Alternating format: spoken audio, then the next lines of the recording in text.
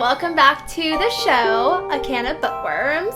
I'm Sierra. And I'm Victoria. And we are two fellow bookworms who share a love for fantasy, YA, and fiction genres. We're going to be doing one book per month, and we're going to be doing deep dives into new reads and favorites alike. And this week, we are starting a new book, and we are doing Lightlark.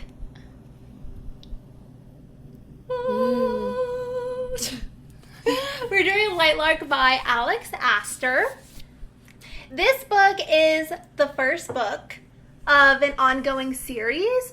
The second book has already been released, and I believe the third book is being released either September or October of 2024 this year.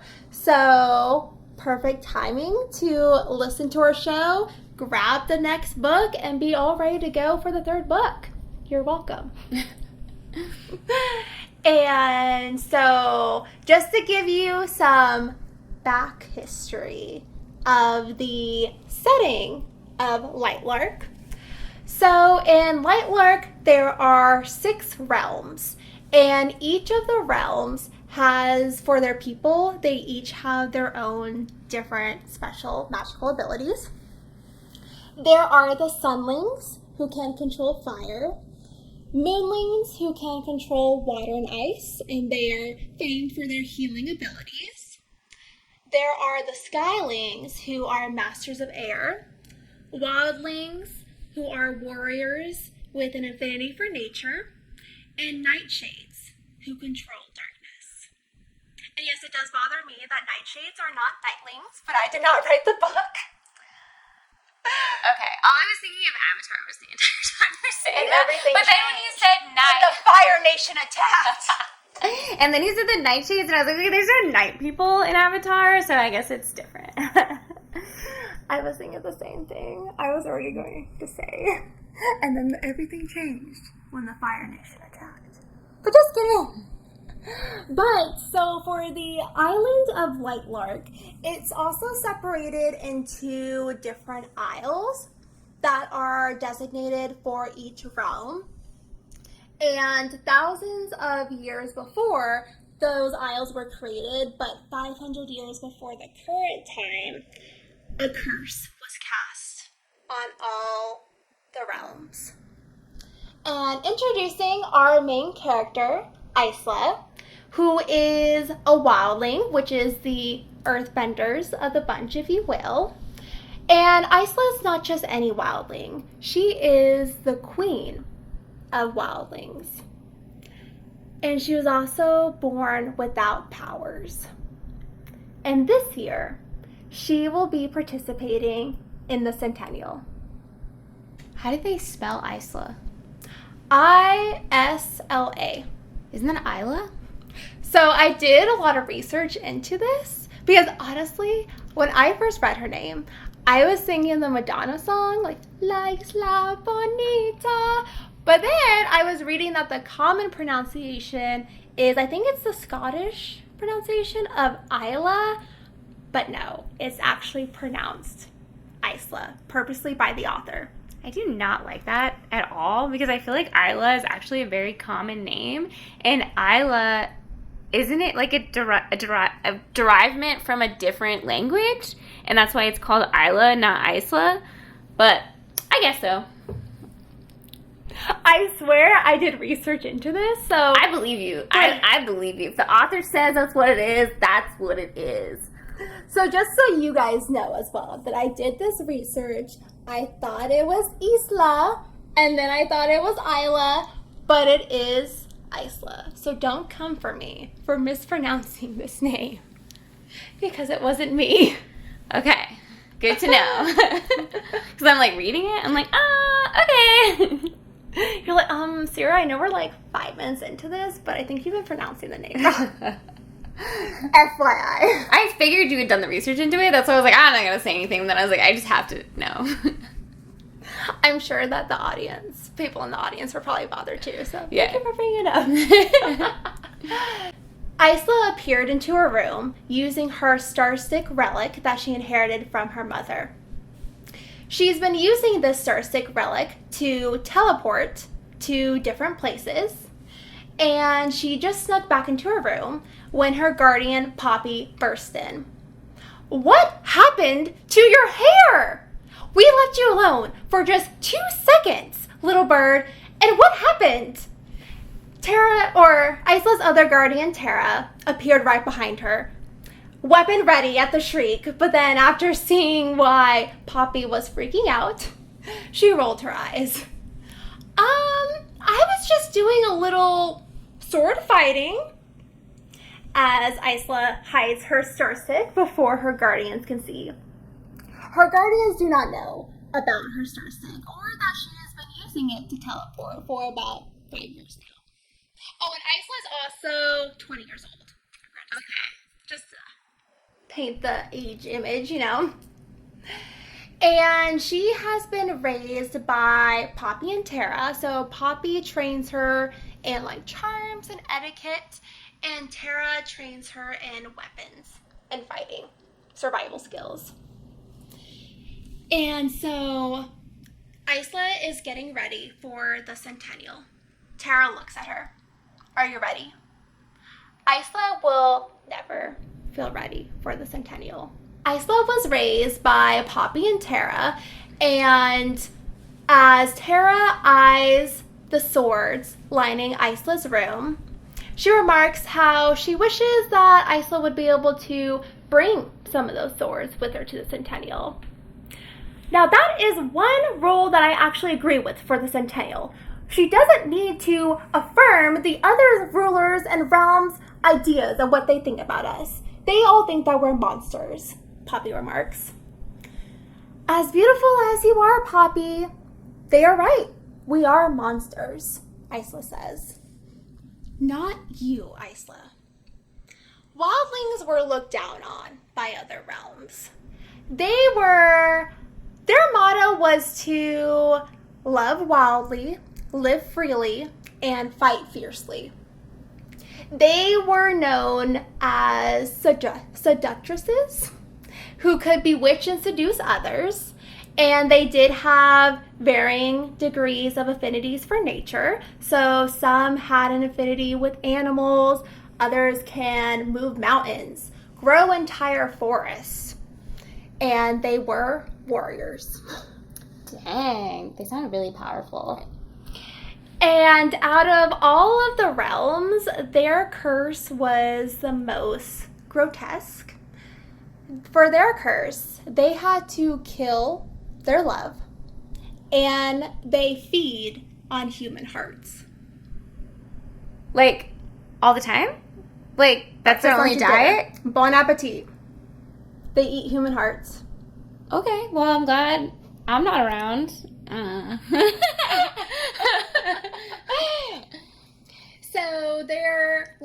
So their people and their lands were slowly dwindling because of the curse. And the curse even took away Isla's parents, which is why she was raised by Poppy and Tara. And she was also raised in a glass greenhouse outside the castle, but the walls and the glass was painted so no one can see in. And she lives a very sheltered life, to say the least. She is constantly locked up in her room. She's not allowed to leave unattended without Poppy and Tara, which is why she's been using the star stick in secret. She doesn't even see her people a lot. Oh, so that's how she's getting out. She's teleporting out with the stick. Oh, because she's trapped. Okay, I get it. Yes, and so the wildlings are looked down upon. And what constitutes a wildling exactly? It's almost like their nationality. Oh, so they're born into it. But because she doesn't have magic, so is that a characteristic of a wildling too, or she just doesn't have magic? She just doesn't have magic. And is that common, or is it like a squib for Harry Potter? It's a squib. Well, for her, it's very specific, but we'll go into more of the back reasoning later. Okay. But it's not common. Okay. And her people don't know. Yes. Oh, that's why they keep her locked up? Mm-hmm. It's all making sense. Isla puts on her crown, a golden circlet with rosebuds and leaves and a hissing snake, and looks at her guardians. This may be the last time she's ever in her room. Maybe the last time she ever even sees Poppy and Tara. She wants to give them a hug, but Tara gives her a stern look. And so Isla straightens up and says that she is ready, and she promises to follow their plan. Poppy and Tara lead Isla down the corridor that she is seldom able to walk on her own to her people waiting outside the castle. They all cheer when they see Isla, and she sees that some of them have even just fed. So there's blood staining their lips. Huh. Isla is in a very tight green dress, typical of wildling attire if they wore any at all. They were very proud of their beauty and their bodies. They like to flaunt it, you know? You gotta flaunt what you got. And so Isla gives them a short speech. She is their last hope. And she leaves through the portal that opens once every 100 years for the Centennial. Isla walks through the portal, and she feels an arm steady her, not her own arm. Open your eyes. She opens her eyes and finds that she is on Lightlark, on a cliff that she was about to walk right off of if it wasn't for that steadying arm. She likes to see whose arm it belongs to, and introducing our shadow daddy, Grimshaw, King of the Nightshades. Grimshaw, thank you, she says curtly. It's nice to meet you, Isla. So even though it is their first time meeting, they do know of each other's names because Poppy and Tara have taught Isla about the other rulers and realms. But this is going to be her first time meeting the other rulers of the other realms. And she's going to be spending 100 days with them for the Centennial. Okay. And the Centennial is a chance to break their curses. Okay. So it's a lot of things. It can be considered by some a game, an opportunity to break the curses. But for Isla, it feels like it will be certain death. Because she doesn't have any magic? And it's top secret. Isla looks at Grim with his dark hair and hair almost as black as his eyes. He says that she can call him Grim instead of Grimshaw. And she asks if they've met before. Even though it should be their first time meeting, he almost looks familiar. He looks her up and down in her dress and says, if we had met before, it certainly wouldn't have been just once. I know, kind of creepy. Okay, then. Isla turns red, even though she's a proud wildling, which are, again, you know, they love a lot, to say the least. Okay. If you catch my drift. They're free. They are free people. She hasn't had a lot of experience, or not just like experience, but just even interaction with men. Okay.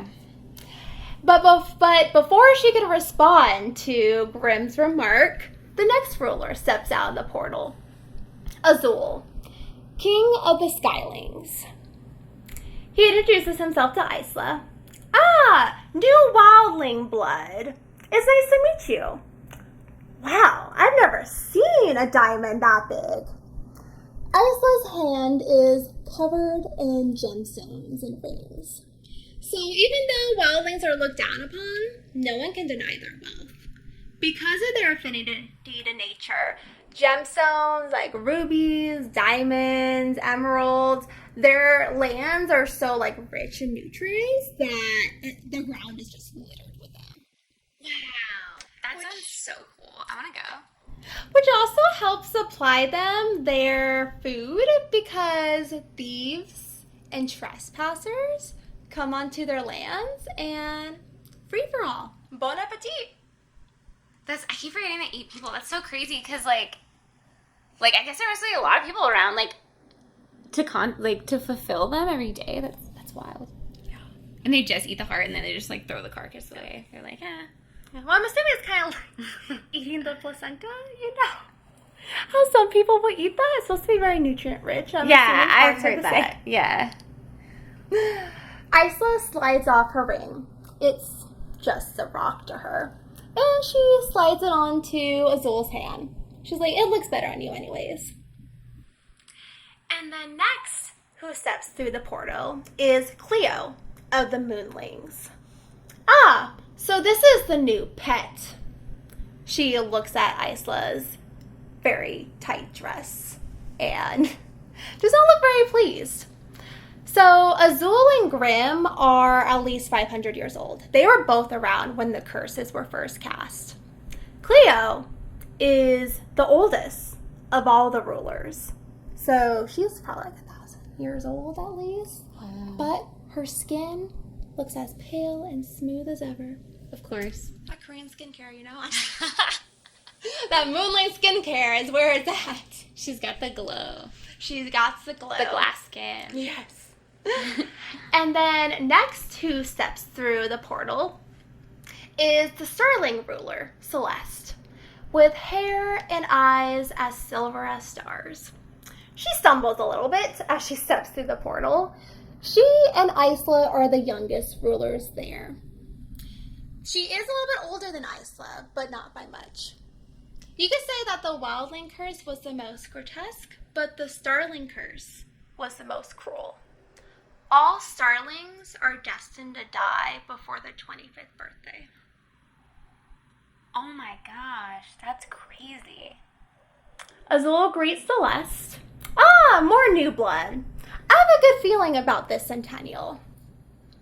She better hope so. She won't be here for the next one, Cleo says. The starling looks, her face just falls when Cleo makes that remark, and Azul says that Cleo was this unpleasant with everyone. It's not just her. And so they all head to the castle where Lightlark's king is waiting for them. Lightlark's king is King Oro. He is of the Sunlings, and he's also an Origin, the last of them. An Origin is someone who has blood from all 4 of the realms still on Lightlark. So when the curses were cast 500 years ago, all the Wildlings actually left Lightlark to go form their own new lands. So on Lightlark currently are Sunlings, Moonlings, Skylings, and Starlings. Nightshade also left Lightlark, but they left even before the curses because they actually started a war on Lightlark for Lightlark. And so Wildlings are looked down upon, but Nightshades are despised. A lot of people, because of their magic with darkness, they can spin nightmares, turn invisible, and cast curses. So even though they denied casting the curses on all of them, a lot of people think they are the cause of it. And even just like before the curses, there was a lot of like deep-rooted animosity because of that war that they started. I mean, I hate nightmares. If anybody's gonna give me nightmares, like, I don't think I like them very much either. So are you not a fan of Grimm yet? Of our Shadow Daddy? I do really like the name. I actually like all the other names. So I feel like she made up for the island name, the non-island name, by having all the other names. I do like the other names. She made up for it. Yeah, I love the name Grimshaw. I think that's a great name. Yes. I love it. And so they head toward the castle where King Oro should be waiting for them. So there's a crowd of people from the 4 remaining realms all waiting to like cheer on and see their rulers because they haven't seen their rulers in ages. They only see them for the Centennial when they come every 100 years. So 500 years before, when the curses were cast, all of the rulers at that time sacrificed themselves they passed their power onto their heirs and also injected it into the island to make the island nice and strong. And then the heirs were all kind of not banished, but they were sent to leave Lightlark to go form new lands elsewhere. But a majority of their subjects, other than Nightshades and Wildlings, still are on the island. But after they left, a magical storm came about, probably from the curses, and it makes it really hard to travel to Lightlark. So it's not like they can come and visit very often. Every 100 years for the Centennial. That's crazy. Mm-hmm. So they go into the castle, and King Oro is not there to greet him yet. So for Sunling's curse, they cannot go out into the sun at all. And they get like their powers from the sun since they control fire, but they can't go out into the sun. They will basically catch on fire. Like they will start burning. It's like the demons in Demon Slayer. If they go out into the sun, that's what happens to them. And vampires. Vampires can't too. go out in the sun either. That's crazy. So do they have powers still? Because if they can't go out in the sun, can they like charge their powers? Or? They still do have powers, but it's like that need to go out in the sun. Kind of like they just have a need to photosynthesize and go into the sun, and they can't even do that anymore because of their curse. So like they have magic, but it's probably not as strong as it would be if they could go right in the daylight. Yeah. Wow. Okay. Mm-hmm. And so for the majority of the day, they stay in their rooms, in their homes, until the sun goes down. So the rulers are greeted by their attendants, who will be with them for the Centennial. And their attendants lead them to their respective rooms, which are in different sections of the castle. A little starling girl comes up to Isla and introduces herself. And she looks so terrified of Isla that she looks like she's about to pass out. This way, my lady. Isla, you can call me Isla. And the girl flinches as soon as Isla talks to her. But she leads Isla to her room in one piece. And Isla's room is huge. There's even a tree growing directly in the middle of the room. Her bathroom is huge. It's a very nice accommodation. And Isla's attendant soaks the fire, and Isla tries to tell her, it's hot in here enough. You can actually put out that fire. I don't need it. The king requires all fires be lit at all times. And then she tells Isla when dinner will be ready and rushes out of the room. Isla has a specific plan for getting ready, but before she can start that, she hears a knock on the door. She opens it to see the starling ruler, Celeste. And both girls start jumping up and down as they hug each other, and they start squealing as they go inside Isla's room. Celeste remarks, no one suspects a thing. They've actually already met, and they are best friends. Oh, okay. They actually met years before when Isla accidentally teleported into Celeste's Newlands castle. I mean, that's a weird accident to happen, but yes. Okay. And when Celeste saw the star stick, she said that it was actually a starling relic, and she was really surprised that Isla even had it. But despite it being a starling relic, she never asked for it back. She's like, wow, that's mine, but I guess you can use it. As a token of our friendship. You're welcome. And so they've been the bestest of friends ever since. I do admit, your quarters are a lot nicer than mine, but mine isn't stuffed away in a musty part of the castle. Isla rolled her eyes. I will see you at dinner, Celeste, and bids her best friend goodbye for now. And so Isla's plan for getting ready. She must spend hours on her hair. Her makeup must be on point with her eyeliner so sharp it can stab someone.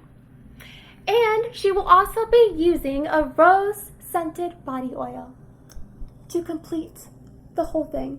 Sounds like a lot of effort. A lot of effort. Can't relate. But before she starts getting ready, she goes out to the balcony to sing. Isla's always been unnaturally good at singing. She may have been born without powers, but at least she has a knack for singing. And so Isla singing has become a way of self-soothing for Isla. So with her nerves, she goes out, swings her legs over her balcony, and sings to the ocean below. She's finishing her last note when she hears clapping. She starts whirling around, and she sees on a balcony across from her that someone is tucked so far back into the balcony that she can't really even see them. But they're clapping. But doing all that whirling around while sitting on a balcony railing compromised her balance. And pinwheeling her arms did nothing to slow or stop her fall as she fell to the waves below and cracked her head against the sea. No! What? End of book. You guys can go home now. What a creeper! He just like... Wow. Okay. Dead. No. Isla lurches up so quickly, she spits out seawater. She's alive. She is back on her balcony. She is soaked, covered in seawater, but she's alive. She touches the back of her head, and it really does hurt, but there's no wound. There's no blood. She was saved. And must have been the guy applauding for her. But he also just dumped her there and left before she even woke up to make sure she was okay. But I guess saving a life is saving a life, even if it's not very gentlemanlike. He's like, I'm just gonna throw you back and I'm just gonna get out of here. He's like, this one's like too awkward for me. Like, I'm just gonna leave. No good deed goes unpunished. And then Isla hears the chimes for the dinner bells. She's not even ready. She didn't even get to spend hours on her hair. She is soaked. And she's like in a nightgown. Dang. So she finger combs her hair, throws on her dress, And rushes to dinner. She is the last one there. What we would call fashionably late. And there's only one seat left remaining. And it's next to King Oro, the king of Lightlark, ruler of Sunlings. And she recognizes him. He's the one that just saved her. Oh, so she saw the person who saved her? A little bit. Oh. He was like more in the shadows, but she could see him. Oh, okay. Ah, man, I thought it was going to be Grimshaw, but okay. surprising. Yeah, it was King Oro.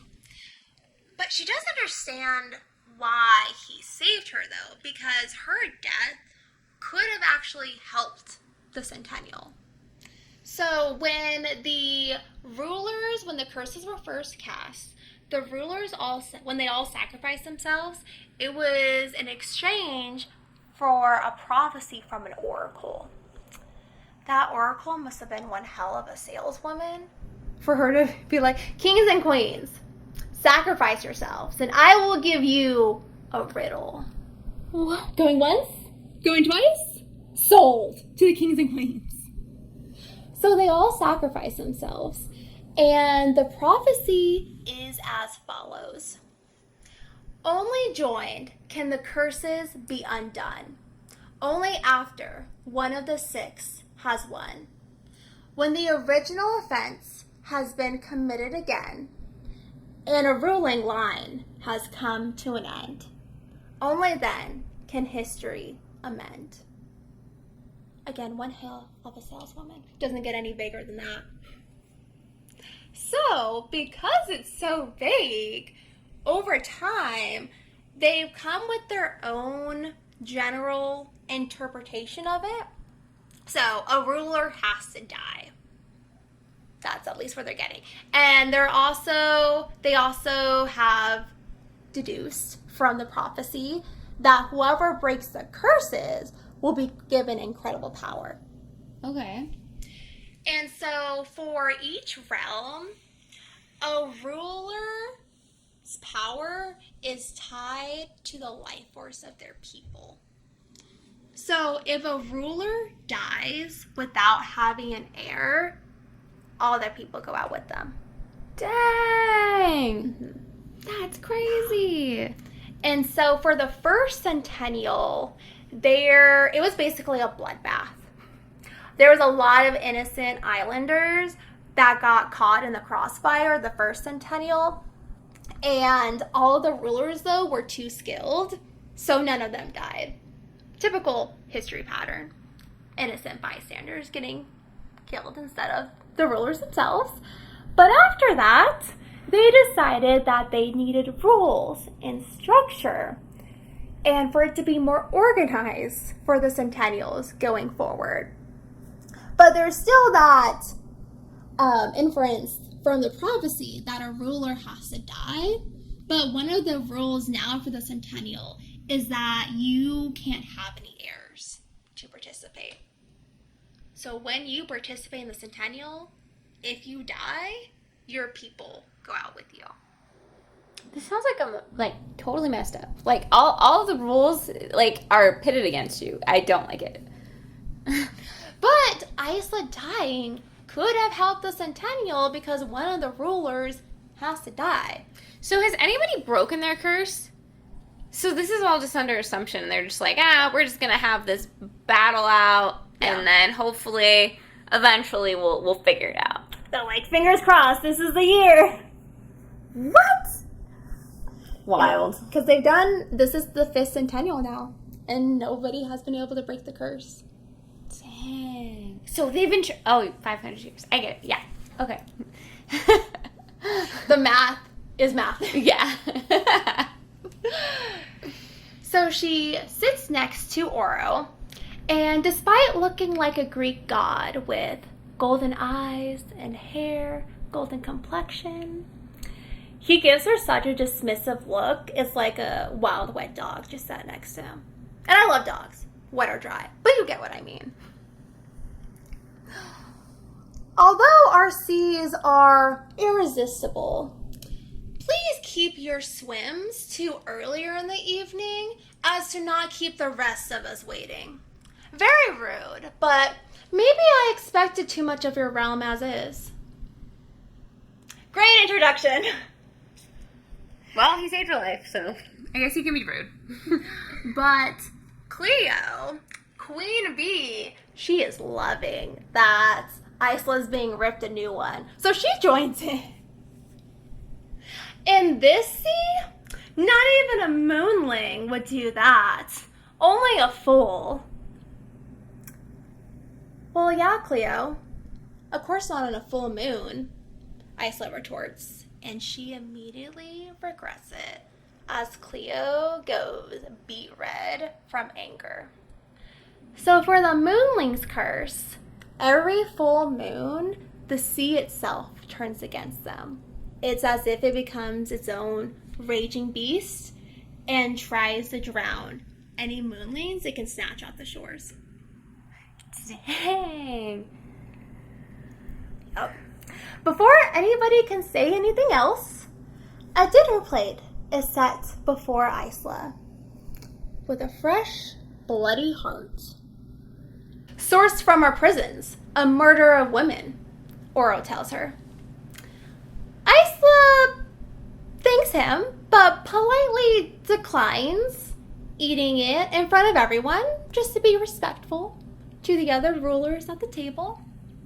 But Oro, he insists, and everyone watches Isla. So, without further ado, she takes her fork and her knife. She cuts into the beating heart, blood pooling on her plate, and she takes a bite. Grim sets down his goblet.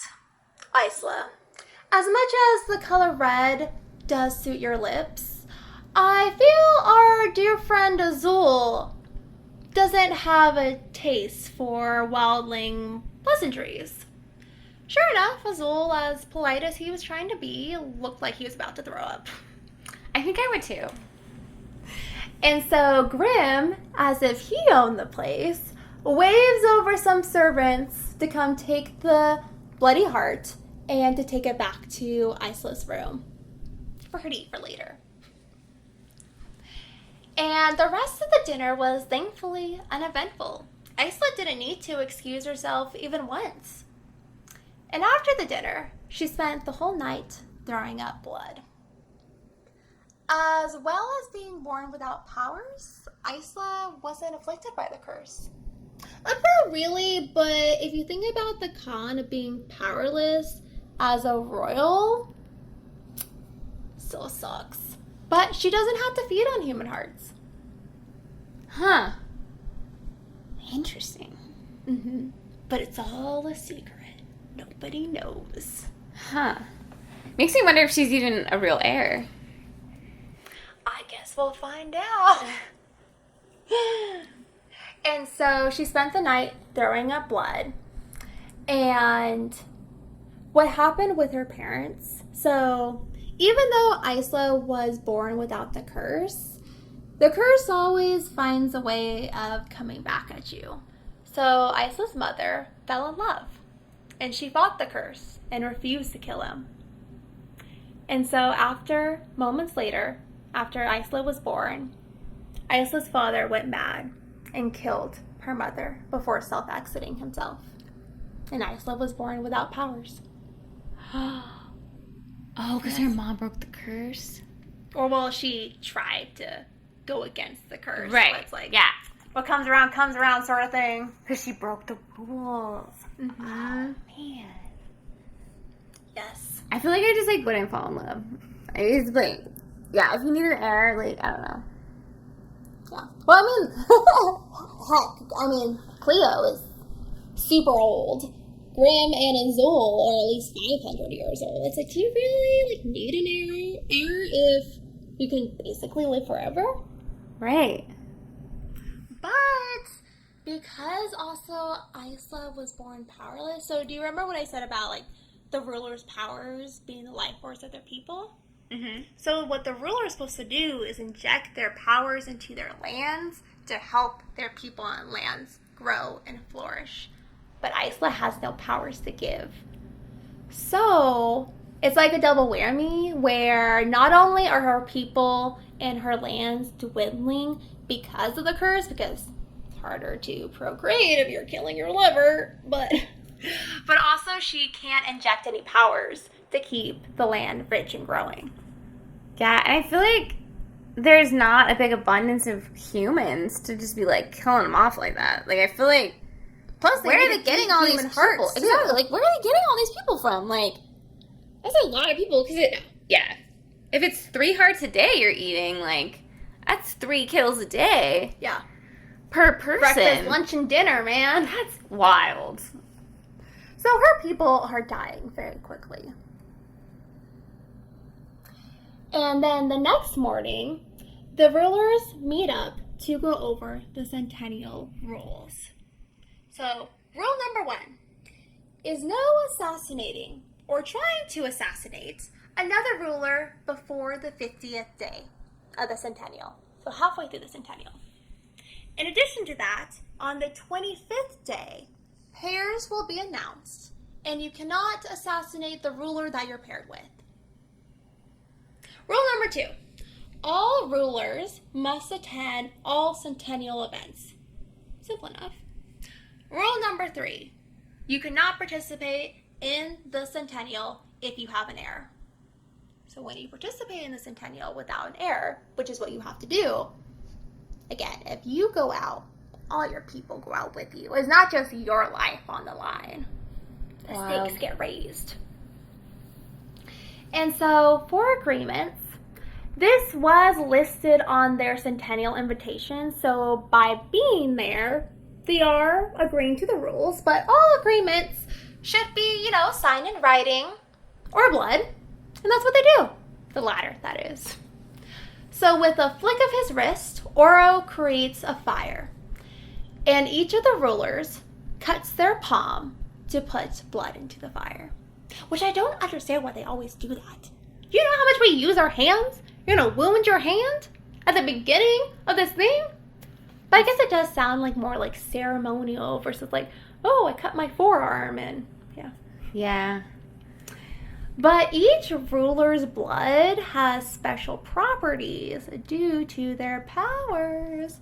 So Celeste, hers kind of like explodes into sparks when she drops her blood into the fire.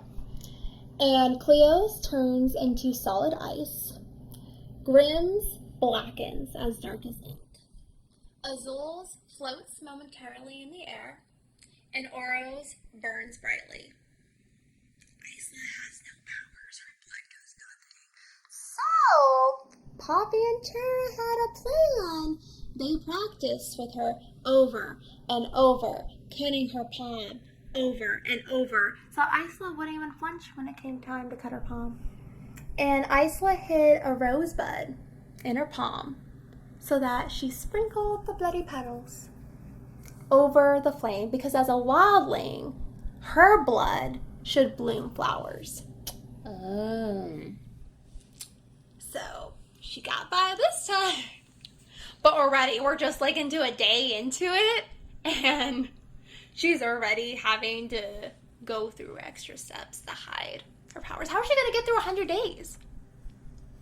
Right.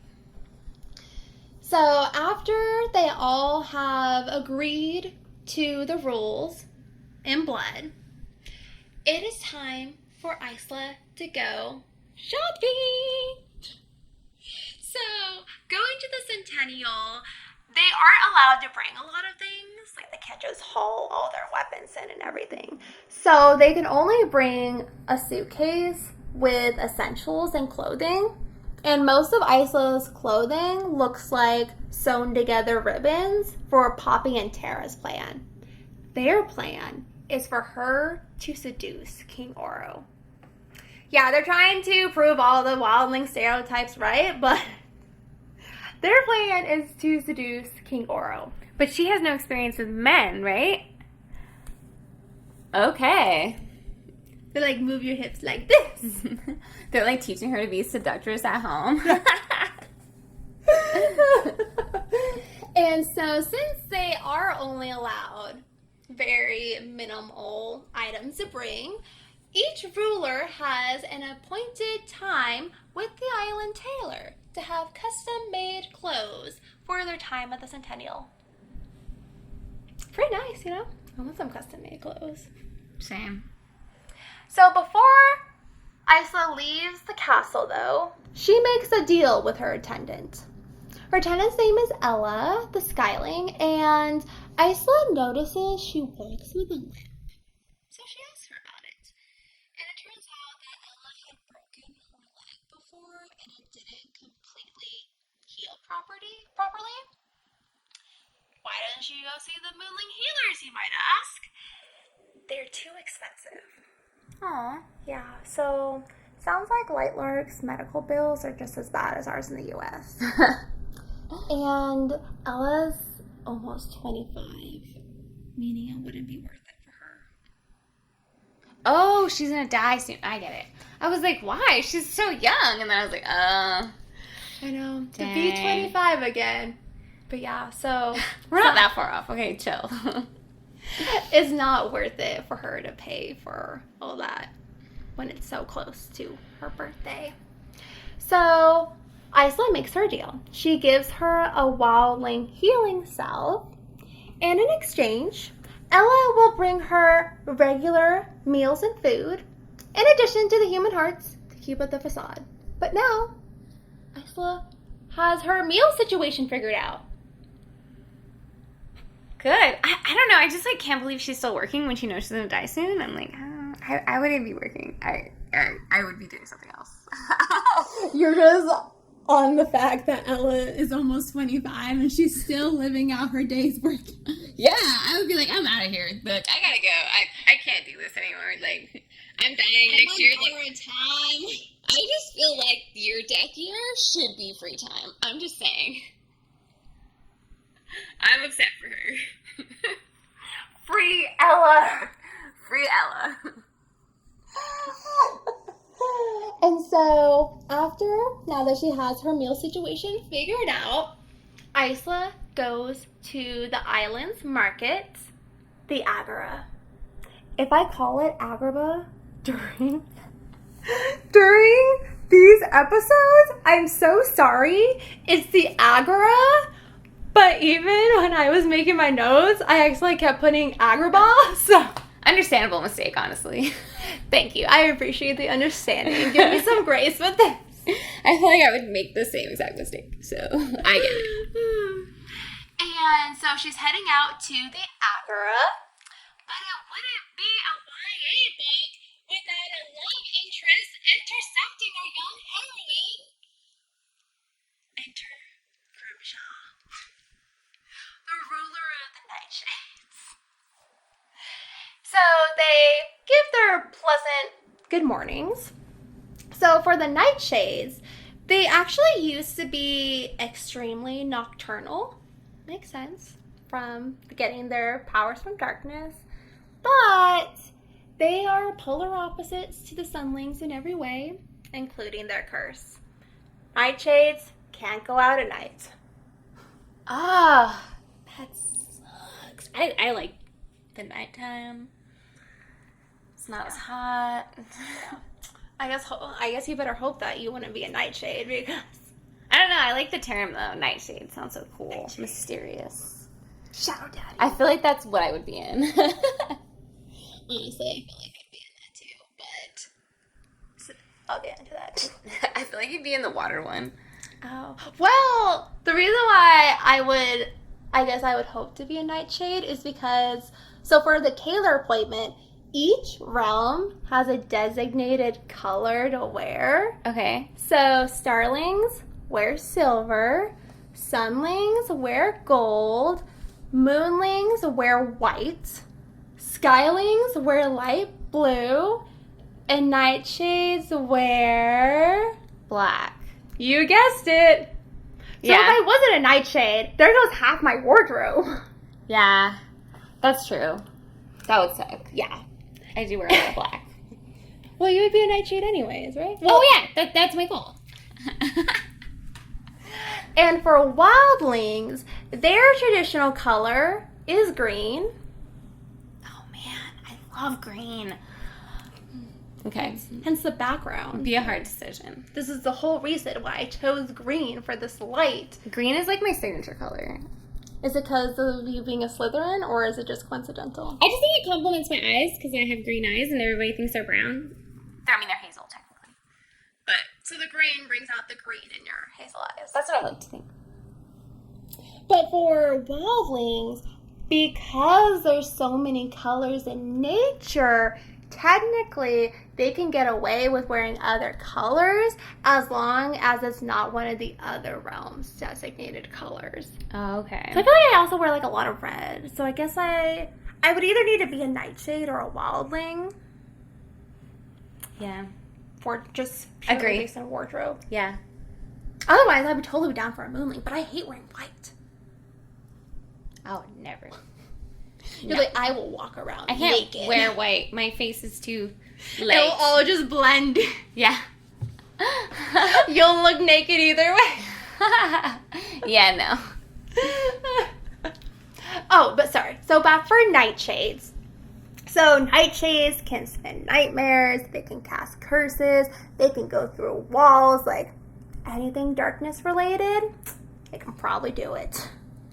And so the nightshades, they are again pretty much despised because of the war. But Grimm himself even has an infamous reputation because he was pretty vicious in that war that Nightshade had started with Lightlark. Grimshaw? Yeah, Oh. because he's old. He's like Fae. It's like a Fae kind of Yeah, I get it. I got it. Age is just a number. Yeah, he's old, but he's really hot. 25. Yeah. Whatever. It's all the same once you reach 500, right? And a treaty. So in that war, Lightlark did win. They were victorious, but a lot of lives were lost, and they all had to sign a treaty. So Nightshades are not people's favorite people, basically. Especially Graham. He's really feared. And so Graham eyes Isla. Decide if I'm a villain or not? Maybe. No point in lying, right? Can you read minds? No. But I can read flashes of emotion. Anger, fear, curiosity. Well, this sucks. Isla is playing a part. She is playing the role of a wildling ruler when she feels like a fraud because she has no powers. Right. She can lie, she can put on an act, but how is she supposed to hide her emotions? Yeah. So she asks him outright, do you have a flare? A flare is a special power that only rulers or royalty have. And it's not associated or dependent on your element or realm at all. Essentially, it's a wild card. It could be anything. Okay. I do. But it's not mind reading. And I think I'll keep it to myself for now. And he continues on his stroll to the Agora. Man, I would hope I get something cool. Like teleportation or invisibility. Something cool. Yeah. Imagine you get like a really shitty power. You know, right? Like you could turn people into frogs or something. Like that would suck. I mean, hey, you could use that against your enemies. There'd be a lot of frogs around. Just saying. And Isla accompanies him to the Agora. And Graham asks Isla a very serious question. Isla, do you like chocolate? Chocolate? I could eat my weight in it. And so Graham leads Isla to a skyling shop full of truffles, chocolate, thick slabs of fudge. Yum. And I guess, so the workers in the skyling shop, they look petrified when they see Grimm. But I guess Lightlark doesn't do the whole refuse the right to service because they let Grimm buy 2 of everything. Well, I feel like they would be too scared to tell him to get out. That's fine. Like, look at this sign. We refuse right to serve you. Yeah, I would definitely be too scared to tell him no. I'd be like, okay, here you go. Get out, please, now. Please leave. Yeah. Thank you. Thank you for your business, but please leave. Yeah. And despite what you may be thinking, Isla is just playing politics. It would be good to get to know the Nightshade, get his intel, build his trust. Plus, are you really going to say no to all that chocolate? Like, if somebody took me to the Ghirardelli store in Disneyland and offered to buy me 1 of everything, I don't care who they are. I'm not saying no. Yeah. And so they try all the different kinds of chocolates, but Isla refuses to try the chili pepper powder praline. That's where our girl draws the line. No. Oh, come on. It's just a little heat. Nothing more, Grimm says as he whips one of the chocolates into his mouth. Isla still refuses. Oh, so you'll eat hearts, bloody and fresh, but you won't eat a little chili dusted chocolate? She's not a spice girl. Well. So I'll tell you what I want. I know, right? I didn't mean it like that, but as soon as I said it, I was like, spice girl, okay. You opened up that door, Victoria. But Grimm, he's calling out her eating hearts. He's hitting too close to home. Isla can't let him do that. So she takes the chili pepper powder, chocolate, praline into her mouth. And as soon as it touches her tongue, it starts to swell. Her mouth is burning. Her eyes are watering. She doesn't care how unladylike it is. She spits this chocolate right into the trash. And Grim just busts out laughing. He is laughing his ass off so hard right now. He's laughing even harder when she is gulping down mouthful after mouthful of water and her mouth is still on fire. He even laughs as he's getting 2 glasses of milk from the store workers and bringing it back to them. Isla gulps down the milk. You demon! Not quite, but are you on your way to the tailor by chance? And how would you know that? I was also given an appointment with the tailor, but I told them I can dress myself. But I'll go ahead and lead you there. And so he leads her to the tailor, where she's introduced to Skyline. He greets her and tells her that all of his items in the shop are made out of giant spider silk.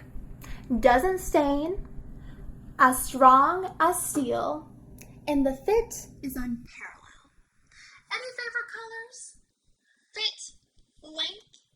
Any preferences? Grim leaves. Get him out of there. And Isla gives the tailor her rehearsed answer as if Poppy herself were speaking through her. Greens and reds, purples and pinks on occasion, tight, long. And the tailor gets to work.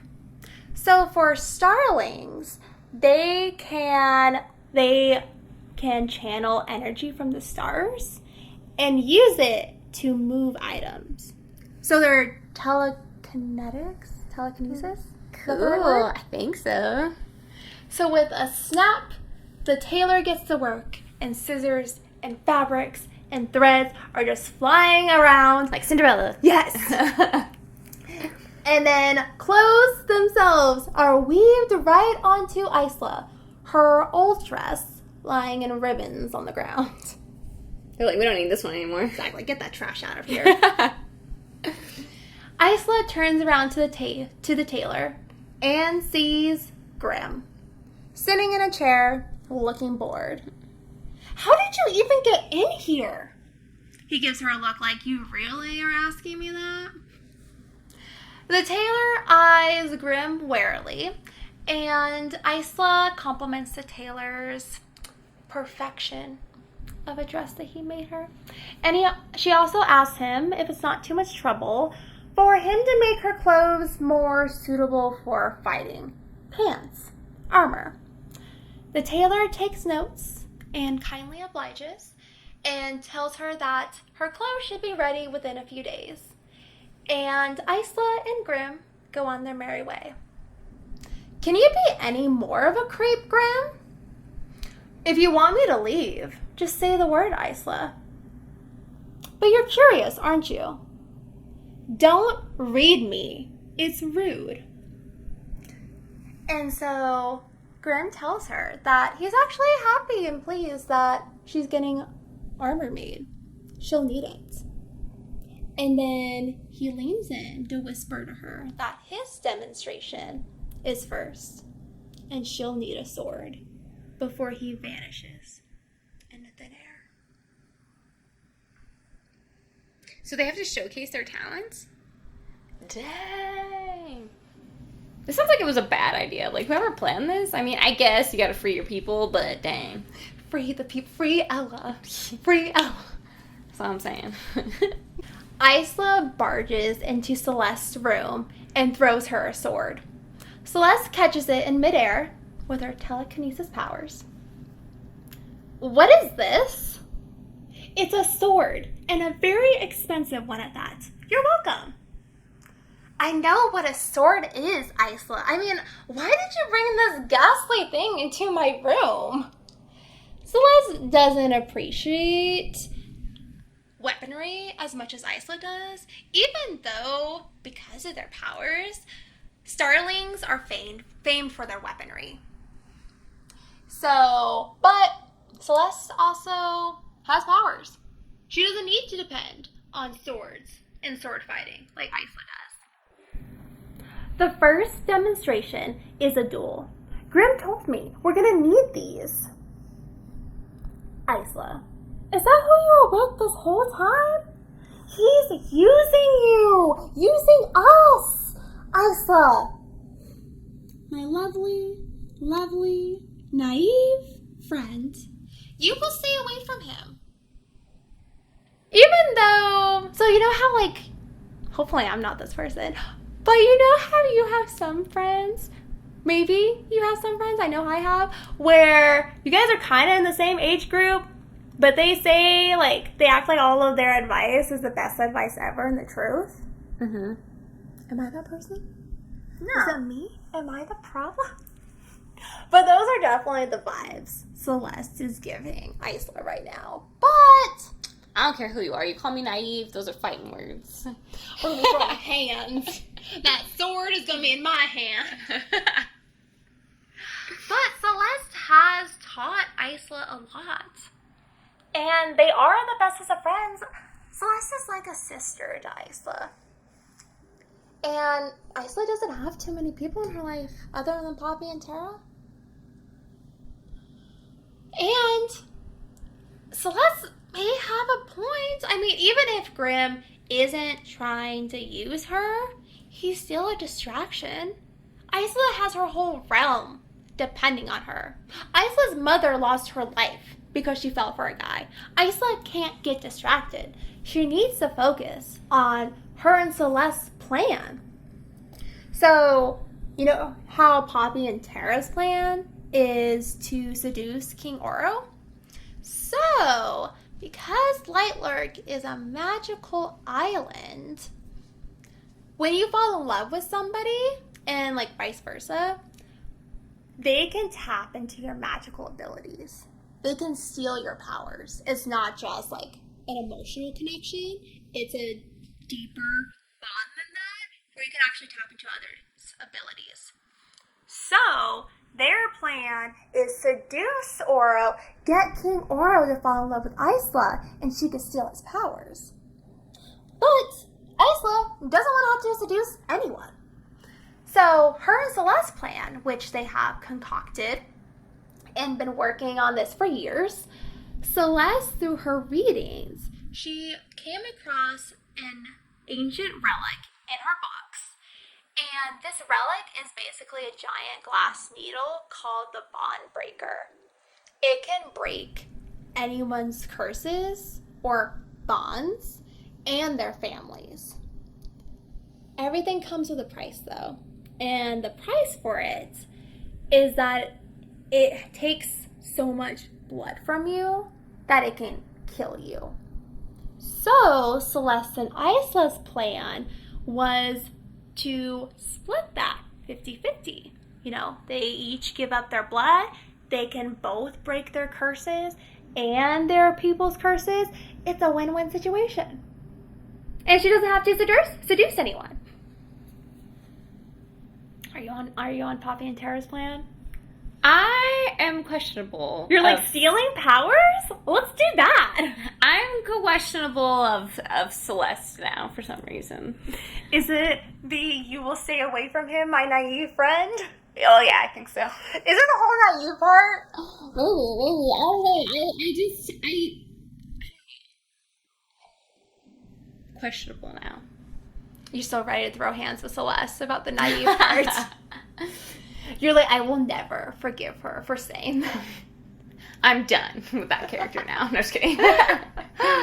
And so, this ancient relic should be on one of the island's libraries.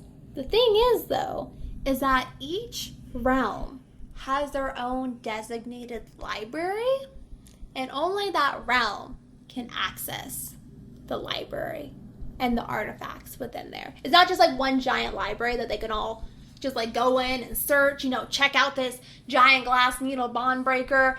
Each realm can only get into their own library. So, Celeste was going to search Starling Isle's library first, since she is the ruler, she can get in there, no problem. And while they can hope that this bond breaker is in Celeste's library, they have to have a contingency plan just in case. And that contingency plan was having Isla dress up as the other realm's people. Oh. So, before she left home, she snuck into Poppy's room and stole a page out of one of her books that gives you the ingredients and how to make magical wildling hair dye.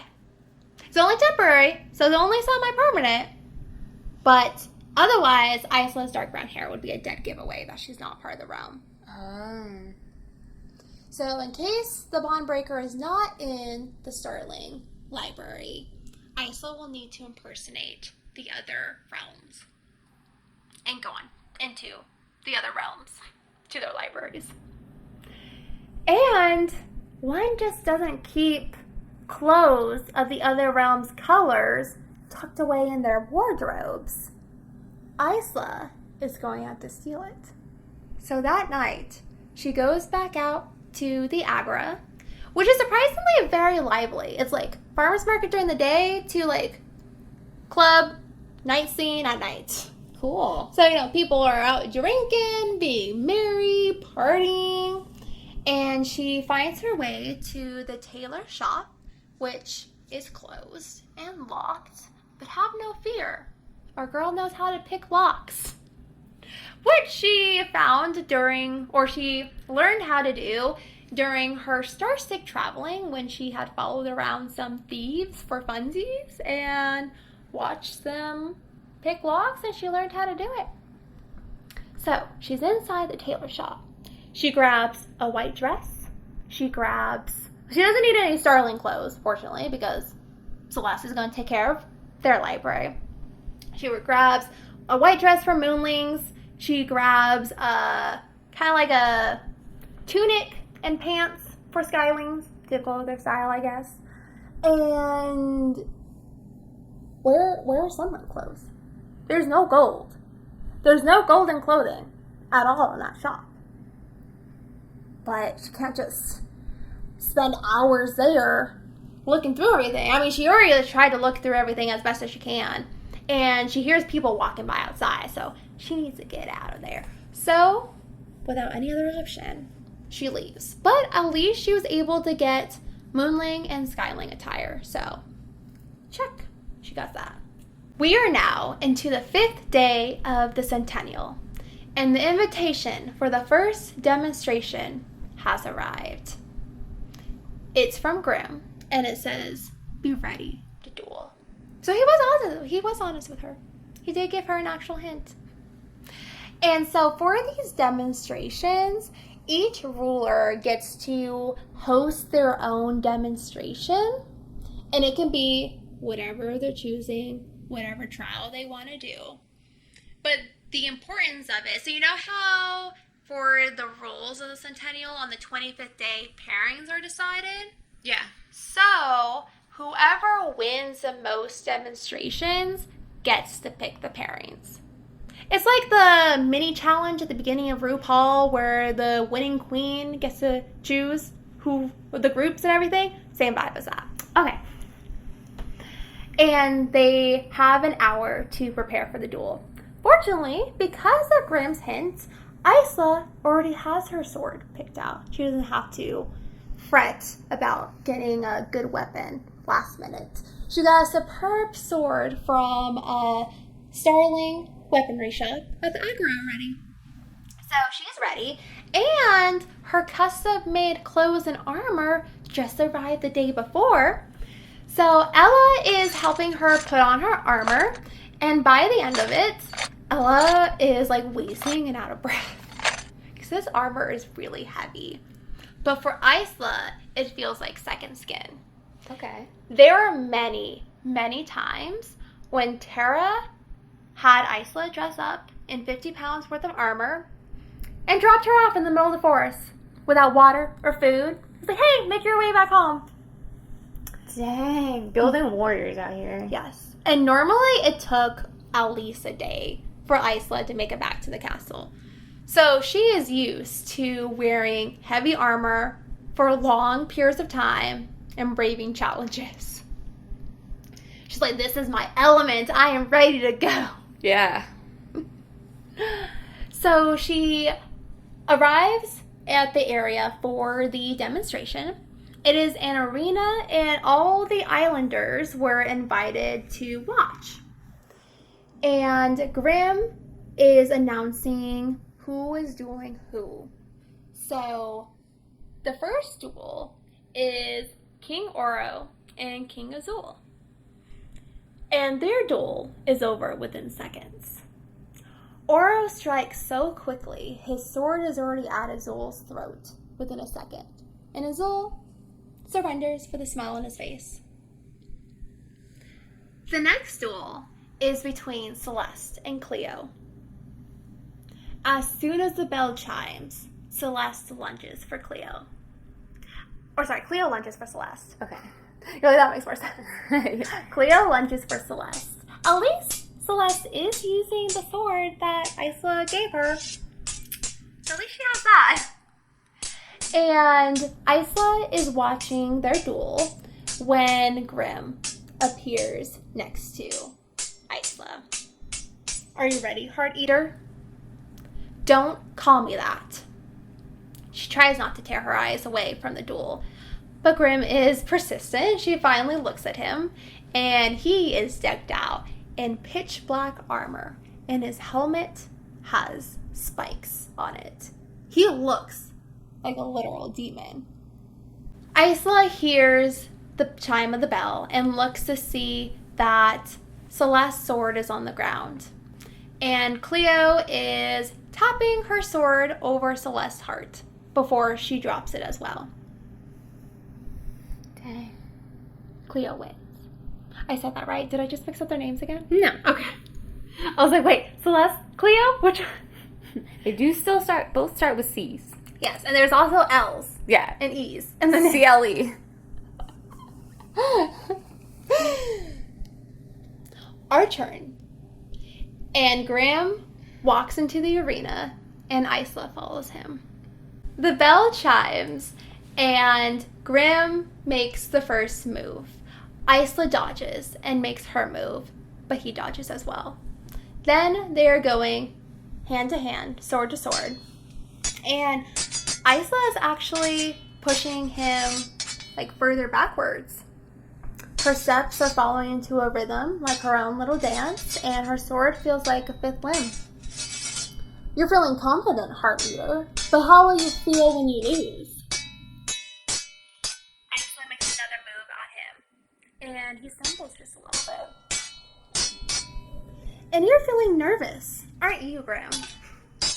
And they keep going back and forth with their sword, and then Graham takes another stumble, and Isla makes her final move, and she leaps with a warrior's cry, and has him pinned against the wall with her sword.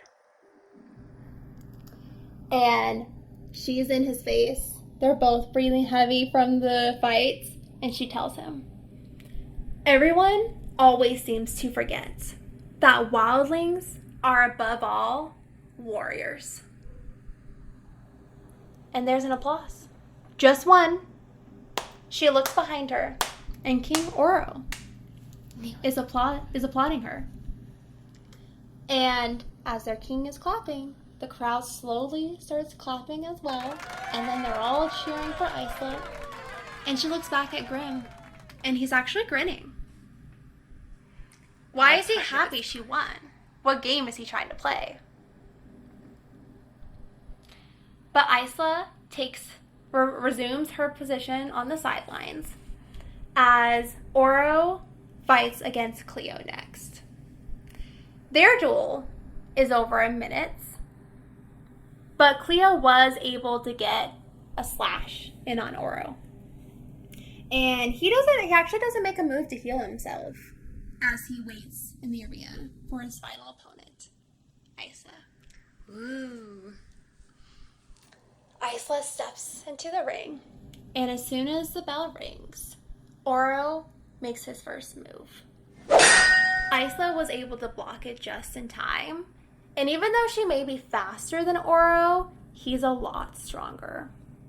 And so she's spending her energy taking hit after hit, blocking his blows, and she sees he's trying to tire her out because he's putting her on the defensive. But Tara has trained her well. When she was 12 years old, Tara left her hanging from a tree branch 50 feet above the ground for 5 hours. If she fell, she would break her legs. They would heal them, of course, but there was a Newlands Wildling tour coming up that Isla really, really, really wanted to go on. Remember, she's mainly trapped inside her room other than training, so she was really stoked for this tour. And she couldn't go on the tour, she was injured. And Isla had been training diligently at this point, so the first hour wasn't that bad. By hour 3, she was screaming. By hour 4, her voice had gone hoarse. By hour 5, her shoulder popped out of its socket. She never let go, but she still didn't get to go on that tour due to the screaming. You take pain like it's medicine. You swallow it down with a smile, Tara told Isla as she popped her shoulder back in without any painkillers. Tough love, huh? They're building a warrior. Mm-hmm. So, Oro will not wear Isla down, but she can let him think he is. So, she changes her hand positioning as if her arms are getting tired and she's trying to adjust the weight of the sword. And then when she takes her next step, she stumbles just a little bit to make him think he's wearing her down.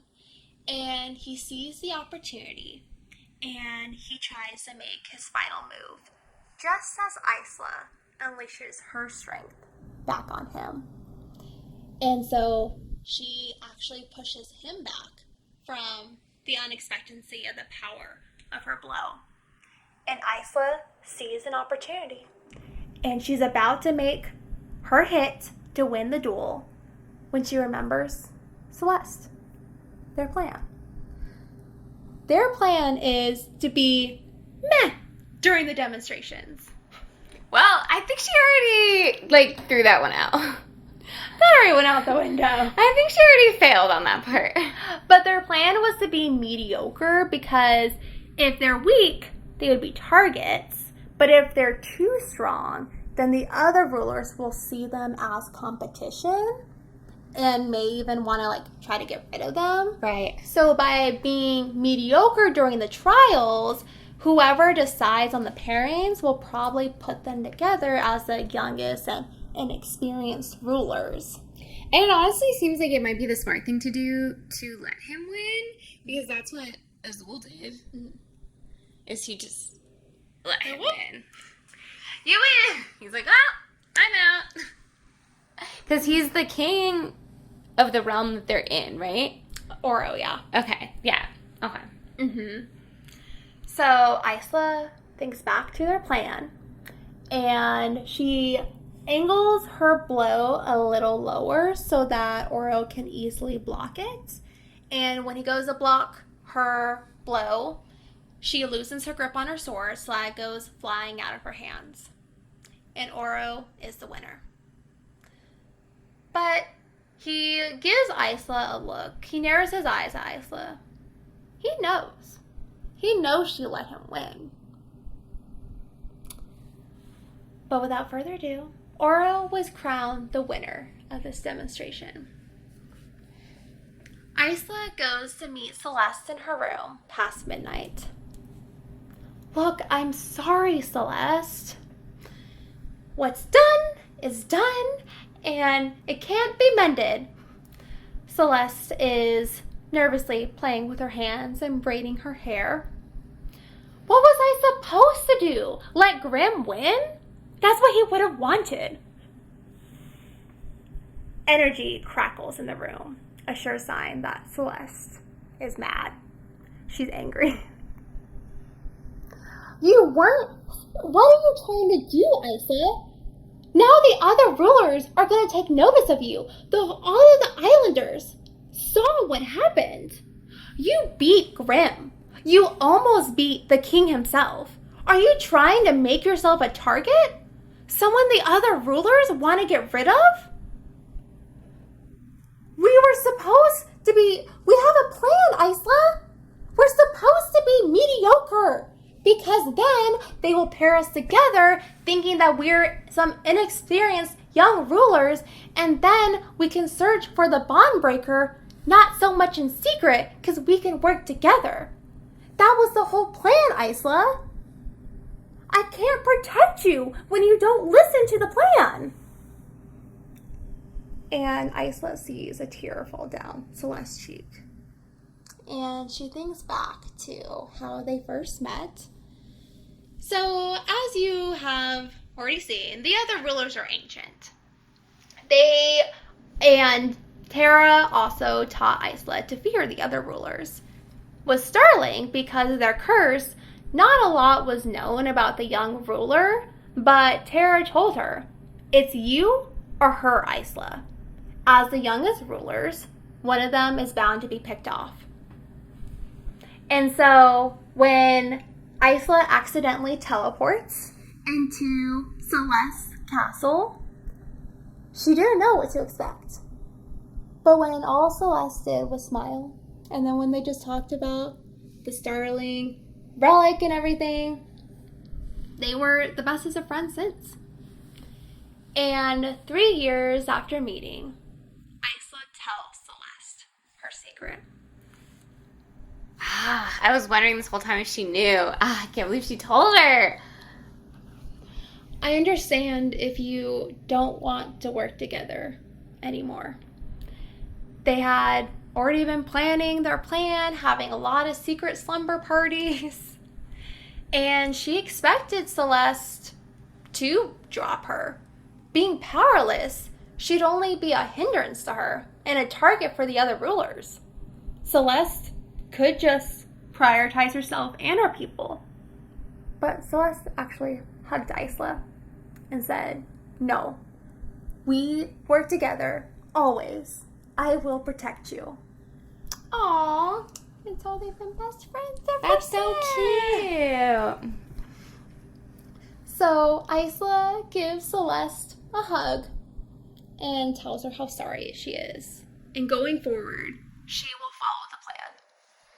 Once Celeste calms down, she tells her that she searched Starling Library and the bond breaker was not there. I'm going after the gloves next, she tells Isla. Isla gives her a face. We need the gloves. And this was your idea, Isla. The gloves were Isla's idea. So as you can imagine, the gloves aren't just any gloves. They are an enchanted accessory where they can hold a small amount of someone's power. So Isla first obsessed over them because she thought that she could use them for the Centennial by getting a little bit of Poppy or Tara's power and using that for the Centennial. But now it has its use for her and Celeste's plan because with each realm's library only being accessible to that realm, surely there will be some kind of enchantments in place where they'll need that power to access the library. The only thing about these gloves is that they are very hard to procure. They are made out of skinned human flesh. Gross. And because they only hold a small amount of power, it typically wasn't worth the hassle of making them. Texas Chainsaw Massacre gloves? Yeah. Gross. And they're only sold in dark markets on new lands, and Isla searched all of them, and she could not find a pair. How are you going to get a pair? She asked Celeste. Don't ask questions that you don't want to know the answer to. Look, this is my part. You just focus on your part, okay? I'm surprised that Isla couldn't get them. I'm surprised that Isla couldn't get them because they eat human hearts. So, might as well make them with the extra parts, you know? Well, Because, though, they only hold such a small amount of power, it's not. For a lot of people, it's not worth the because they hassle don't have making magic. So they're just like, whatever. I don't them. need Why do I need this? Yeah, that makes sense. Yeah. Speaking of Isla's part, she tells Celeste about, even though she was able to get the Moonling and Skyling attire, she couldn't find any Sunling clothes in the tailor shop. And so Celeste tells her, the nobles have been telling me about some weird stuff that's been going on since the last Centennial. Sunlings have become as recluse as ever. They typically never leave their own isle. And Moonlings are acting suspicious as well. I was told that they have guards on their bridge every day, all day. And I checked myself. I took a stroll by the isle, and sure enough, there were guards there. So, is the sun person there? Who's the sun person? Is it Azul? Oro is the Sunling. Oh. They were gold, and then they can't, of course, go out in the sun. Oh. But there wasn't any Sunling clothing in the tailor shop at all. Right. And like that, there's just like one tailor. And that's for that realm, so they should have a whole bunch of it, theoretically. Yeah. Okay. Right. And Isla is eager to make it up to Celeste after the last demonstration. So she tells her, "Don't worry, Celeste. I'll figure out a way to get past the Moonling guards." We are now 8 days into the Centennial, and Isla shows up for dinner. But it's not actually a dinner, as she notices all of the realm's nobles are there as well. It's a demonstration. And they're all looking at Isla like she's a wild beast. Either in fascination or fear. She's going to maul one of them at any moment. Back straight, shoulders down, chin up, fingers loose at your sides. Look straight ahead. Pay them no mind. Poppy's lessons kick in like muscle memory as she makes her way toward the table. Grim appears beside her and eyes her red crimson dress. Party. I don't know which I like more. The way you gripped your sword, or the way that dress grips you? Isla leans in closer to him. If looks could kill, Isla wished that could happen, because Grim would be dead on the ground. But then she would have broken the first rule of the Centennial, so I guess that's a good thing that looks can't kill. But she leans in closer to him and tells him, "I don't know which I like more. The vision of my sword against your throat, or imagining how your heart would look on my plate." And Grin whispers, so just she can hear, "Careful, Heart Eater. I might just give it to you." And there's an applause from the nobles as Azul stands. "Welcome. If everyone could take their seats, please, we shall begin." And Isla is thankful for a reason to walk away from Grim. But everyone has already sat down at this point, so the only 2 seats remaining are right next to each other. Oh, dang. So Isla and Grim both sit down next to each other. And Azul reveals this is his demonstration. As we get together for our 5th Centennial, I would like to recognize each of our realm's powers that will make breaking our curses possible. Rulers, will you please each give us a demonstration of your power? Isla almost drops her glass of water. Poppy and Tara, of course, did have a plan for this, but their plan was Isla already wooing Oro enough to have access to his secret artifacts, where supposedly there was a wildling flower that would bloom forever and live forever, but because Isla's been following her and Celeste's plan, she's been avoiding Aura like the plague. And so she's trying to think of what she can do. Wait, there's Grim though. Grim can make her disappear, cause some kind of commotion to distract everyone. Surely he would seize the opportunity just to cause mischief and chaos. But then she would have to give him a reason why she needs him to make her disappear. Before, though, she can even ask Grim for the favor, Azul calls on Grim to go first. Grim sits there and doesn't say anything for a moment. Was he going to flat out refuse the Skyling ruler's request? And then he stands up and opens his palm, and there are 100 Grims in the room. Then the room starts shaking. The floor splits in half. Stone slabs fall from the ceiling, right about to crush their heads. Screams erupted in the room. And a moment later, it was gone. The room was back to normal. And Grim sits down, bored, as if the vision he just created for them wasn't even a whisper of his power. Oh, so is he manipulating their minds? Nightshades take mind games to the next level. Oh, that makes sense. Because I was like, sounds like he could have won the war with that one. I'm like, if there was, he could create like a million of him, but that makes sense if it was all figment of their imagination.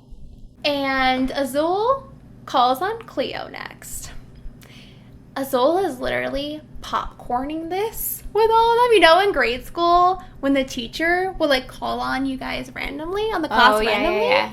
So imagine you're in that situation where the teacher is calling on your random classmates to read, and you don't know how to read. And so if she calls on you, your teacher calls on you, the whole class is going to know you can't read. Right, yeah. That is the position Isla's in. She is in the hot seat as Cleo gets up and walks to the front of the table. Isla looks towards Celeste, and Celeste gives her a worried look. Isla is always a burden to Celeste. Isla gives her a confident smile, trying to reassure her friend. Cleo raises her arms, and all of the wine from their goblets shoots up toward the ceiling and forms a shark. The shark races towards the crowd, and just before it can reach Cleo, she closes her fist, and the shark freezes solid. How do you like your wine? How cold do you like it? Frozen? Me? I don't know. Depends on the wine, I guess. Applause ruptures through the room, and Cleo smugly returns back to her seat. Azul calls on Celeste next. Celeste lifts up a finger, and star energy erupts and sparks near the ceiling like fireworks, sprinkling them all with glitter and sparkles, and everyone oohs and ahs at the dazzling demonstration. I guess I'll go next, Azul says, as he stands up from his spot. And Azul weaves thunderclouds into the ceiling. And thunder booms, lightning flashes, before the clouds turn into a fluffy white that floats down upon the crowd before dissipating. Cool. There's only 2 people left now. And Azul looks at Isla and calls her name. Somebody pull the fire alarm. Isla gets up with a smile confidently plastered on her face. She is ready to fake it till she makes it. And she goes up to King Oro. King, would you assist me for my demonstration? He gets up, expressionless as ever, and extends her hand. She leads him to one side of the room. Stand here. and she walks to the other side of the room. Isla removes her long, elbow-length gloves and removes a throwing star from her hair. She's just gonna seduce all of them. She's like, this is what the Wildlings do? This is the art of the Wildlings. I'm going to do an ancient dance. Yeah, she's gonna do a striptease really quick. With her long gloves. Isla removes the throwing star from her hair. I didn't realize you came to dinners armed, Wildling. Cleo. Cleo points out. Keep getting their names mixed up. I didn't realize you came to dinners armed, Cleo says. I'm always armed. And Isla takes one of her gloves and ties it over her eyes. The audience gasps, but she can no longer see them. And she takes her throwing star, takes a deep breath. Tara's words replay in her head. Be fierce. You are a warrior. Let them see what wild means. And she throws the throwing star. And then she hears metal hit metal as it hit its mark. She removes her blindfold and looks at King Oro. But he's no longer looking at her. He's looking on the ground where his crown lay. And she walks over, picks up his crown, and gives it back to him. I think you dropped this. Before taking her seat back at the table. I feel like that's like, I don't know, I feel like it's like a magic trick when everyone has like real magic. Like she's just like, I'm just gonna beep, beep. But it's more the audacity that she just did. I mean, that was some audacity for sure. Like she could have picked anyone else. She could have picked a random audience member. A random noble, though if I miss, oops, oopsies. And Oro is the last to go. Isla expected, with his fire powers, a raging inferno that would swallow them all up. Instead, he places his palm on the table, and it starts to turn to solid gold. Within moments, the whole table was gilded. What? That's his power? He could start to have some gold? That sounds awesome. Thousands of years before, it was said that starlings could make diamonds. Wildlings could make rubies and emeralds bloom in their hands like flowers. In some lanes, they were said to be able to turn goblets to gold. For Oro to do that now, that means complete mastery of his power. Everyone was shocked. Even the Sunling nobles looked like they'd never seen their own king be able to use that kind of ability. Wow. If his own nobles didn't know that, what else is he hiding? Azul says that for choosing the winners, that the nobles would be the judges. And the one rule is that the nobles cannot pick their own realm. Okay.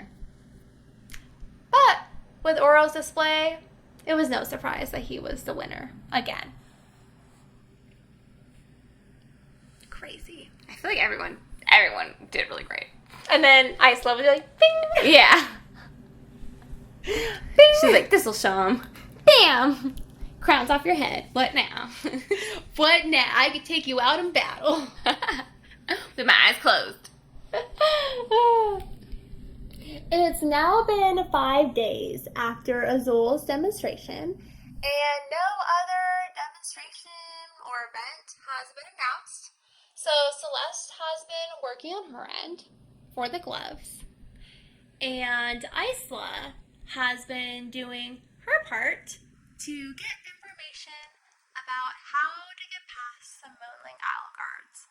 So she's been going to the Agora at night, watching from the shadows, listening, stalking, private detective being person, private investigating.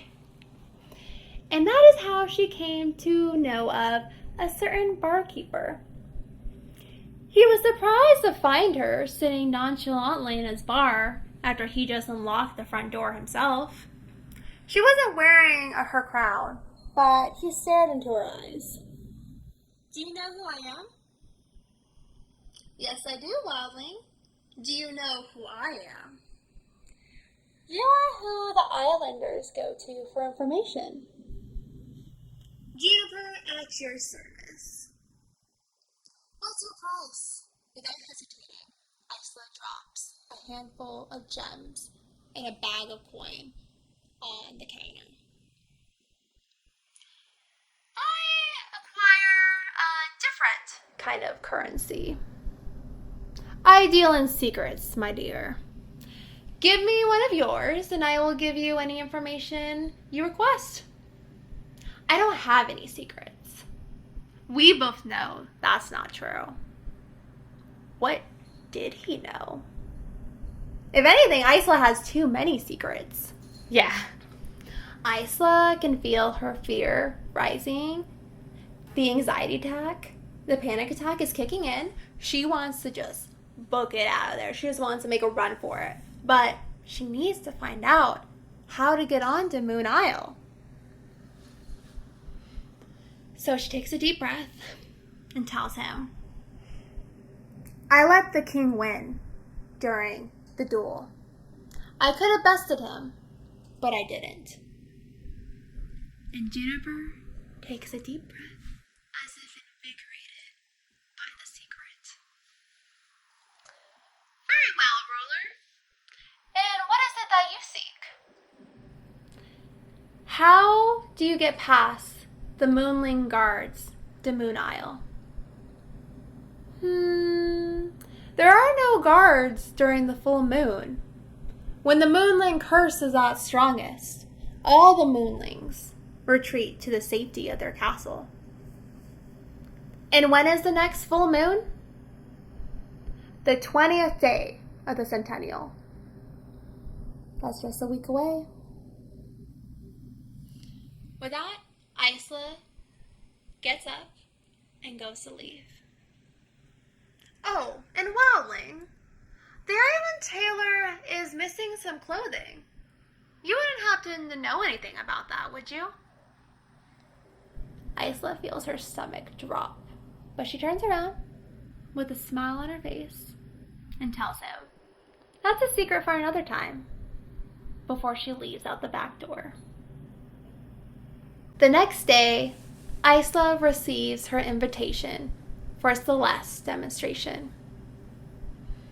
A battle of fear, it read, and the demonstration would start immediately.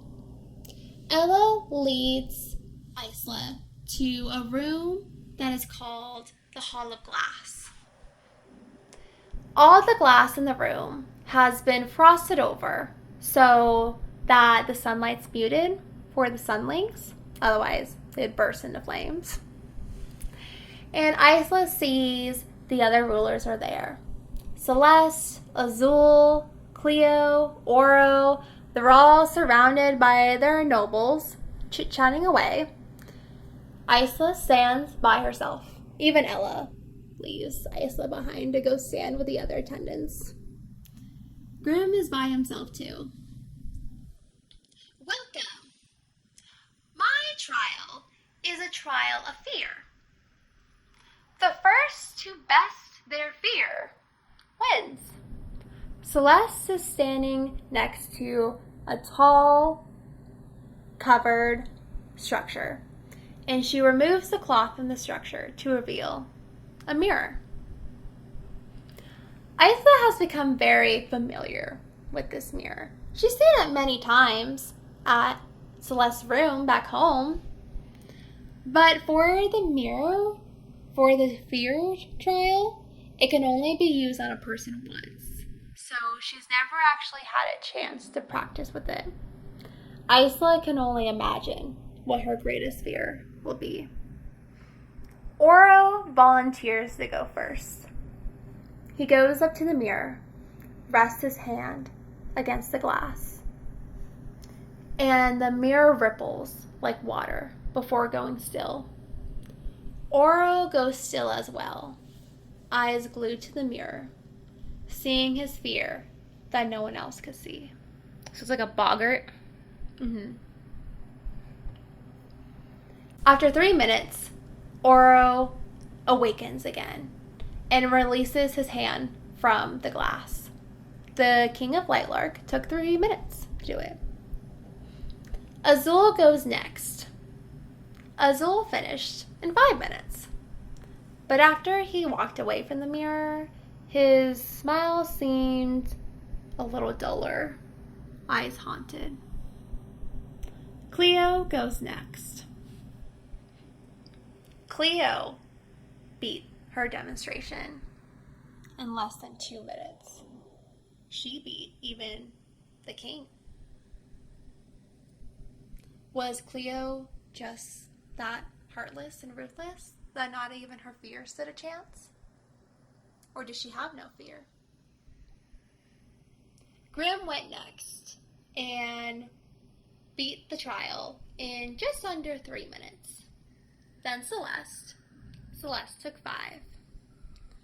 Finally, it was Isla's turn. Isla can feel her knees shaking as she walks to the mirror. Even though her and Celeste had their own motive for this trial, a demonstration of fear is a good trial.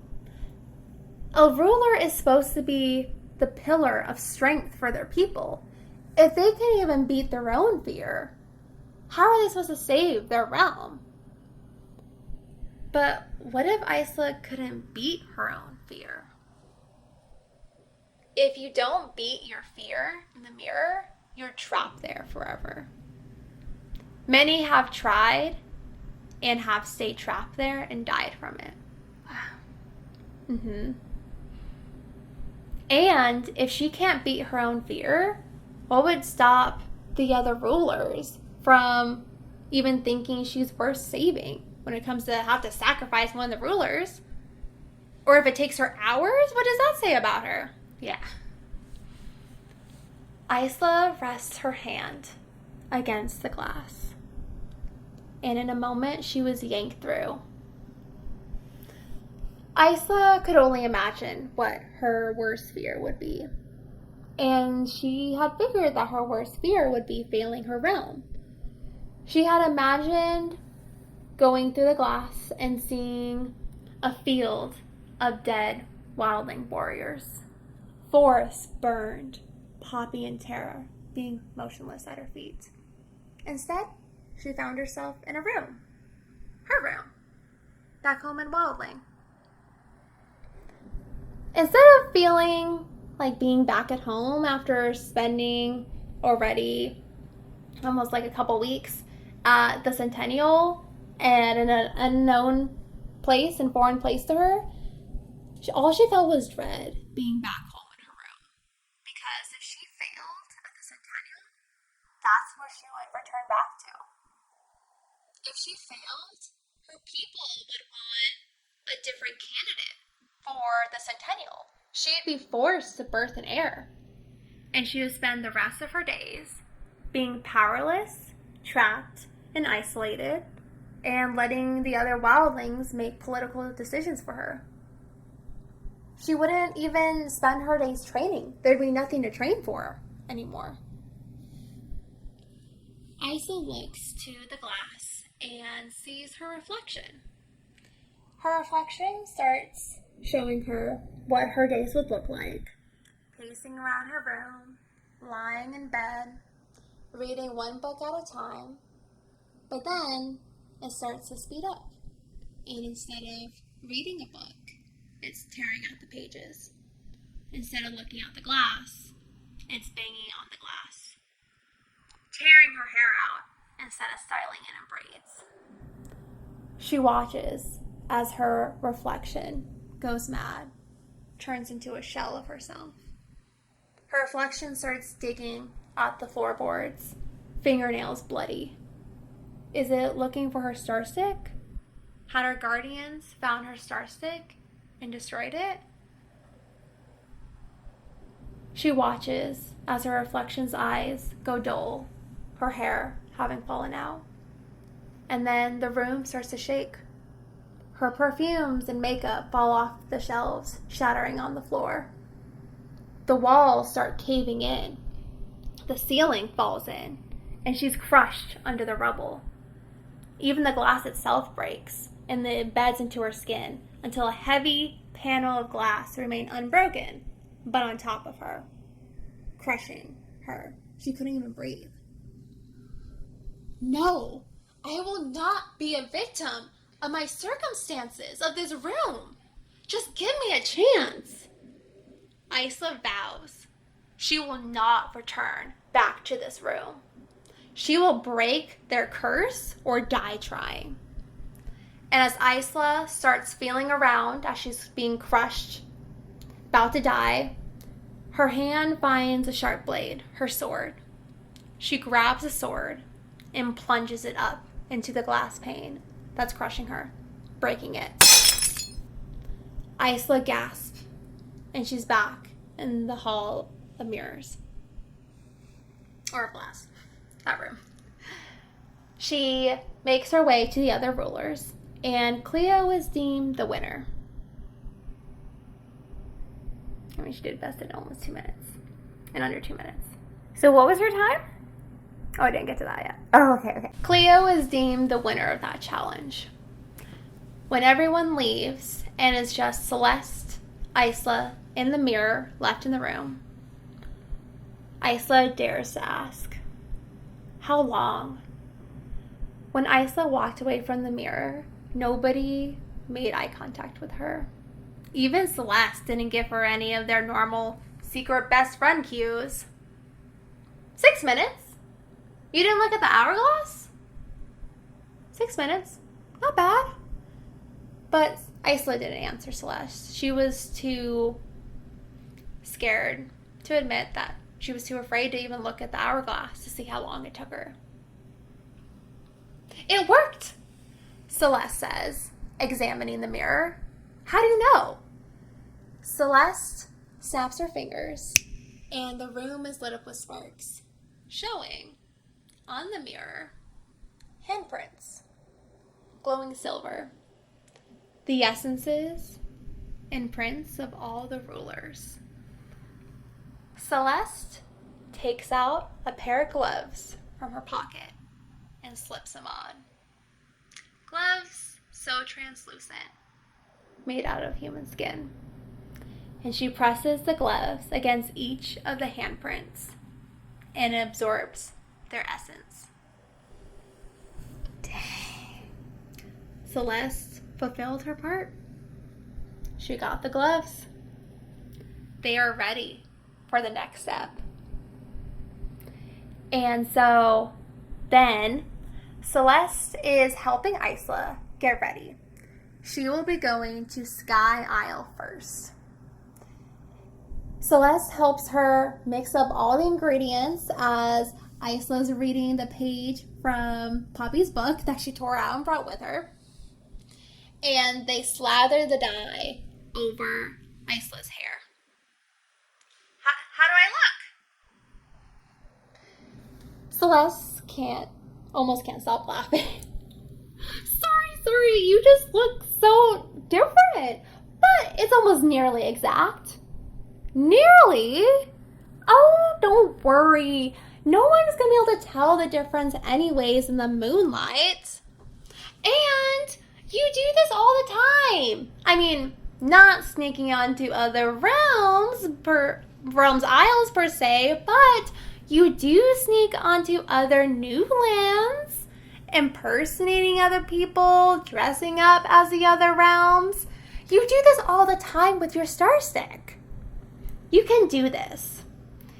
And with Celeste's vote of confidence, Isla leaves for Sky Isle. The hair dye will only last for a few hours, and it took 45 minutes alone just to get to Sky Isle. Sky Isle is a floating city made up of structures and buildings built onto levitating rocks with bridges connecting them all. Celeste had learned from her Skyling attendant that the Isles Library is located at the bottom of the palace, which is a good thing for Isla because the palace is so tall, it looks like it scratches the clouds itself. And so Isla had expected there to be guards at the palace, but surprisingly, the doors to the palace were wide open. Skylings walked about, merry with drink. Nobody paid Isla any mind. And so she goes into the library, and she doesn't see any back rooms, no ancient relics in sight. She even feels along the walls, but she doesn't feel anything out of the ordinary. Unless if Isla goes to the top of the stairs in the library and reaches on her tippy toes, she could reach the glass skylight. Skylings, the ceiling. It makes sense. So Isla fights down vomit as she slips on a glove onto her hand. And she reaches up and touches the ceiling. And after a second, the ceiling opens up and an elegant metal staircase drops down, like a secret fancy attic. And she climbs up and she sees some ancient scrolls, a sword, a scepter, and no giant glass needle. Dang. The bond breaker was not in Skyling's library. Isla is so disappointed. You ever feel that level of disappointment where you just want to crawl into bed and cry and just lay in there? Yeah. Every time I clock into work? I'm just Well, that's what Isla's feeling right now. And so using secret passageways, using unused corridors, staying in the shadows, that was the last thing on her mind as she's making her way back through the castle to her room. And who walks into the main aisle the same time as she is? Can you take a guess? Grimshaw. Wrong. It's her number one fan, Cleo! Isla immediately heads in the opposite direction. She has no idea where she's going, but she can't let Cleo catch her. I mean, Cleo only saw her for a split second. She couldn't have seen that it was Isla, right? She couldn't have gotten too good of a look. Well, I guess moonlings have such a thing called LASIK eye surgery, or Cleo has 20/20 vision, because Cleo starts tailing Isla down the hallway. So she's still in the other realm. She left the other realm. She went back to the castle on the mainland to go back to her room, but she wasn't being careful about using unused passageway because she's still dressed as a Skyling. Her hair's so blue. So she looks super suspicious. Got it. Okay, because I'm like, isn't she allowed to be there? Okay, I got it. It's like, no, she's not allowed to be there. She's not allowed to be in Cleo's vicinity at all. She's not allowed to leave her room. They have a bedtime. They have her locked too. Yeah. They have a strict curfew. They're like, Poppy told us that you have to be in bed by 9 o'clock, so we're just gonna go with that. But that is where I leave you for today's episode with Cleo right on Isla's heels. Well, we'll have to figure out next time. So tune in for next week to see, does Cleo catch Isla? Will all her secrets be revealed? Make sure to like and subscribe so that you'll get notified when the next episode comes out.